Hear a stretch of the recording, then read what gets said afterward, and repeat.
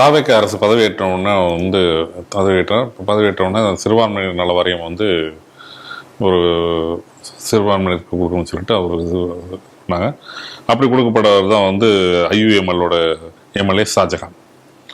இந்த ஷாஜகான் பதவி ஏற்று வந்தோடனே வேகமாக சொன்னக்கூடிய ஒரு விஷயம் என்ன பார்த்தீங்கன்னா நாங்கள் மத்திய அரசு கொண்டு வந்த வக்ஃப் வாரியத்தை நாங்கள் ஏற்றுக்கொள்ள மாட்டோம் அப்படின்னு சொல்லிட்டு பக்கத்தில் நவாஸ் கனியை வச்சு தான் பேட்டி கொடுத்தார். ஏன்னா நவாஸ் கனி தான் ஐயுஎம்எல் வக்ஃப் வாரியத்தினுடைய தலைவராக போன திமுக அரசால் நியமிக்கப்பட்டவர். அப்படி இருக்கப்பட போகும்போது ஏன் இப்படி இந்த விஷயத்தை சொல்ல வரேன்னா, இதில் விஷயத்துக்கு உள்ள வரக்கூடிய விஷயம் என்னன்னா, ஊழல் வக்ஃப் வாரியத்தால் பாதிக்கப்பட்ட நல சங்கம் ஒரு சங்கமே ஆரம்பிக்கும் நிலைமைக்கு வக்ஃப் வாரியத்தில் அந்த அளவுக்கு ஊழல் மலிந்திருக்குன்னு சொல்லிட்டு ஒரு போஸ்டே வெளியே வந்திருக்கு.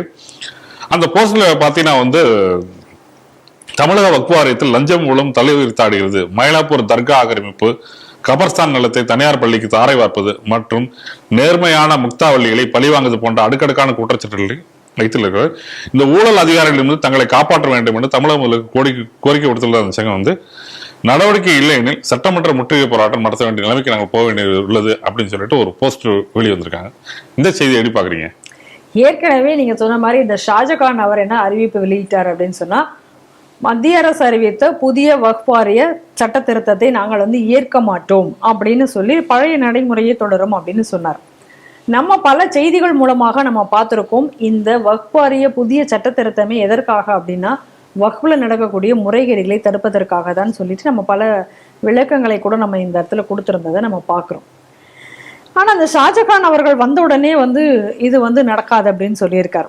ஏற்கனவே இந்த தமிழ்நாடு வக்ஃப் போர்டுக்கு யார் தலைவராக இருக்காரு அப்படின்னு சொல்லி பார்த்தா நவாஸ் கனி ஏற்கனவே அவருடைய ஒரு மொதல் பீரியட்ல இருந்த பொழுது ஏகப்பட்ட ஊழல்கள் அவர் மேல, ஏகப்பட்ட குற்றச்சாட்டுகள் அவர் மேல, வழக்குகளும் நிலுவையில் இருந்தன.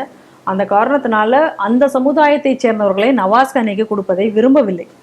இருந்தும் திமுக தங்களுடைய ஒரு இதற்காக நவாஸ் கனிக்கு மீண்டும் கொடுத்தது.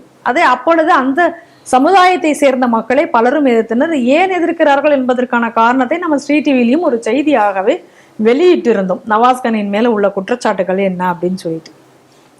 இன்னைக்கு அமைச்சராக பொறுப்பேற்றிருக்கக்கூடிய ஷாஜகான் இன்னைக்கு அவர்கள் ஆட்சியிலையும் இன்னைக்கு இருக்கிறார்கள். ஏன்னா இதுவரைக்கும் ஐயுஎம்எல் கூட்டணியில் இருந்திருக்கிறார்களே தவிர ஆட்சியில் இருந்தது கிடையாது. முதல் முறையாக இன்னைக்கு தாவேகா ஆட்சியில அமைச்சராகவும் இருக்கிறார் ஷாஜகான் அவர்கள். ஆனால் இந்த ஷாஜகான் மேலும் இன்னைக்கு பல குற்றச்சாட்டுகள் எழுந்திருக்கின்றன.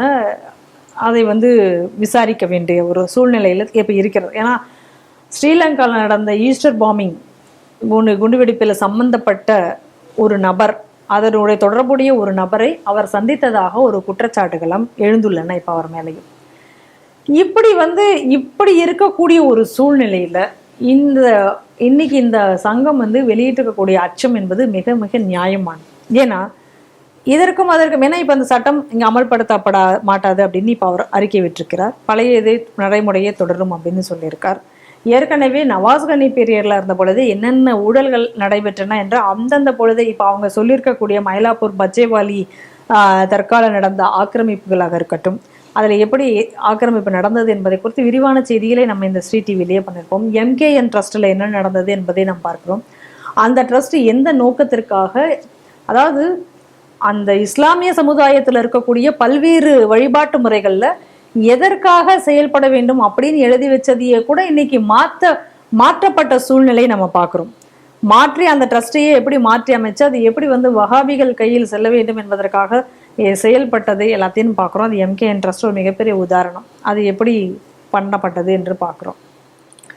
அதை தவிர இன்னைக்கு அவங்க என்ன சொல்றாங்க அப்படின்னா, மஸ்ஜிதே த கதீம் அப்படிங்கக்கூடிய ஒரு இடம், அதாவது அந்த இடத்துல அவங்க ஒரு இறந்தவர்களை கபர்ஸ்தானாக உபயோகப்படுத்தப்பட்டிருந்த இடத்தை இன்னைக்கு தனியாருக்கு ஒரு பள்ளிக்கூடத்துக்காக அந்த இடத்தை கொடுக்குறாங்க.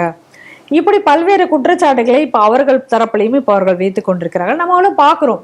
ஏற்கனவே இருக்கக்கூடிய முக்தாவளிகளை எல்லாத்தையும் மாற்றுவது, ஒரு பெண் முக்தாவளிக்கு நேர்ந்த விஷயங்கள் என்ன பார்க்கிறோம். அதற்காக மத்திய அமைச்சர் அமித்ஷாவே தலையிட்டு வந்ததுக்கு அப்புறம் எப்படிப்பட்ட பேனர்கள் அங்கே வைக்கப்பட்டன, அவர்கள் தாக்கப்பட்ட விஷயங்கள் எல்லாத்தையும் நம்ம பார்க்கிறோம் எப்படி நடந்துட்டு இருக்கு அப்படின்னு சொல்லிட்டு.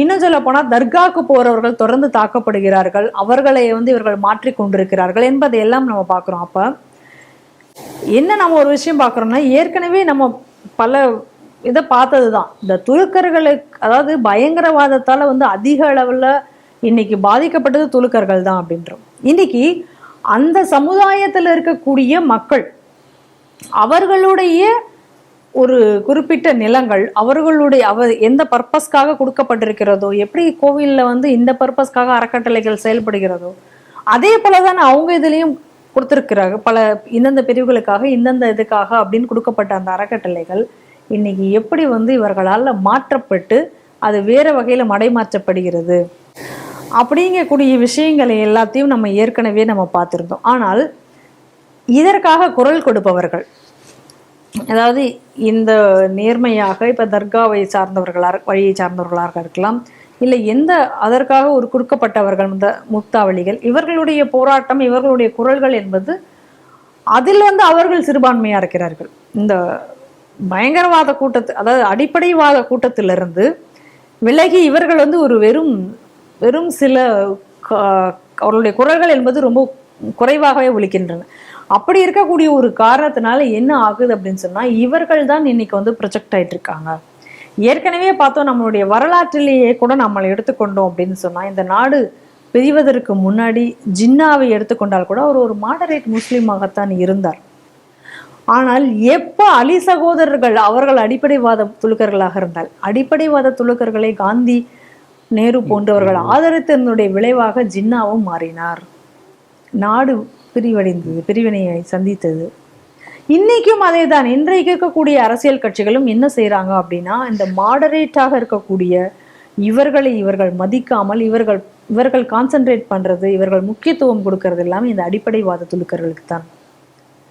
அதனால நேர்மையாக ஒரு மாடரேட்டாக இருக்கக்கூடிய அந்த துலுக்கர்களுடைய குரல்கள் என்பது இன்னைக்கு வந்து ஒலிப்பதில்லை. அவர்களுடைய குறைகள் இங்கே ஏதும் கேட்பதில்லை. அவங்க மைனாரிட்டியாக இருக்காங்க. அதனால இன்னைக்கு அதிகமாக அவர்களே அதில் பாதிக்கப்படுகிறார்கள். இன்னைக்கு இந்த புதிய அரசு வந்திருக்கு. இந்த புதிய அரசு இது எல்லாத்தையும் சீர்தூக்கி பார்க்குமா அப்படின்னா ஒரு மிகப்பெரிய கேள்விக்குறியாகத்தான் இருக்கிறது. ஏன்னா ஏற்கனவே ஷாஜகான் இன்னைக்கு இதை அறிவித்திருக்கிறார் என்பதையும் நாம் பார்க்கிறோம். அதனால விஜய் அரசு எல்லாருக்குமான அரசு, மீண்டும் நான் அதை தான் சொல்கிறேன், எல்லாருக்குமான அரசு என்று தன்னை சொல்லிக்கொண்டு இருக்கக்கூடிய இந்த அரசு இதிலும் கவனம் செலுத்த வேண்டிய ஒரு நிலை இருக்கிறது. செலுத்துவாரா என்பதை போக போக பார்ப்போம்.